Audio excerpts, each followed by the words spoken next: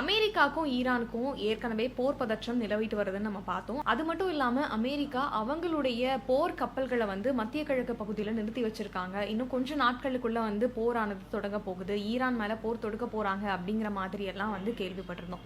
So இந்த நிலையில வந்து இப்போ என்ன சொல்லியிருக்காங்க அப்படின்னா, அமெரிக்க அதிபரான ட்ரம்ப் அவர்கள் இதை பத்தி வாய் திறக்கல அப்படிங்கிறதும், இதுல வந்து ஈரான் மேல கண்டிப்பா போர் தொடுக்கிறது அப்படிங்கிறது உறுதியாகிருக்கு அப்படின்னு சொல்லி அமெரிக்காவினுடைய ஊடகங்கள் தெரிவிச்சிருக்கு. ஊடகங்கள் தெரிவிச்சிருந்தாலும் ஒரு சைடு என்ன சொல்றாங்க அப்படின்னா, இன்னும் ஒரு வாரத்துக்குள்ள இந்த போரானது வந்து ஸ்டார்ட் ஆக போகுது அப்படின்னு சொல்லியிருக்காங்க. இப்போ அமெரிக்கா வந்து போர்க்கப்பல்களை நிறுத்திருக்காங்க, மத்திய கிழக்கு பகுதிகளில் வந்து போர்க்கப்பல்கள் இருக்கு அப்படின்னு ஒரு பக்கம் இருந்தாலும், ஈரான் தரப்புல இருந்து என்ன சொல்லியிருக்காங்கன்னா, அவங்க வந்து அணுகுண்டுகளை வந்து வாங்கிட்டு இருக்காங்க, அது தயாரிக்கிறதுக்காக உற்பத்தி பண்றதுக்காக முயற்சிகளில் வந்து ஈடுபட்டிருக்காங்க அப்படின்னு சொல்லியிருக்காங்க.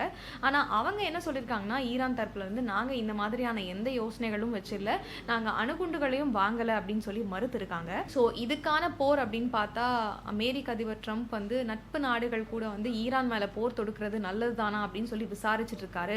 ஒருவேளை 2 நாடுகளும் சமாதானமா போகிறதுக்கும் வாய்ப்பு இருக்குன்னு சொல்லப்பட்டிருக்கு. இந்த போர் பதற்றம் வந்து முழுமையான மோதலா தான் மாறுமா, இல்ல பேச்சுவார்த்தையா முடிஞ்சு சுமூகமா இது வந்து முடிவுக்கு வருமா அப்படிங்கிறது தெரியல.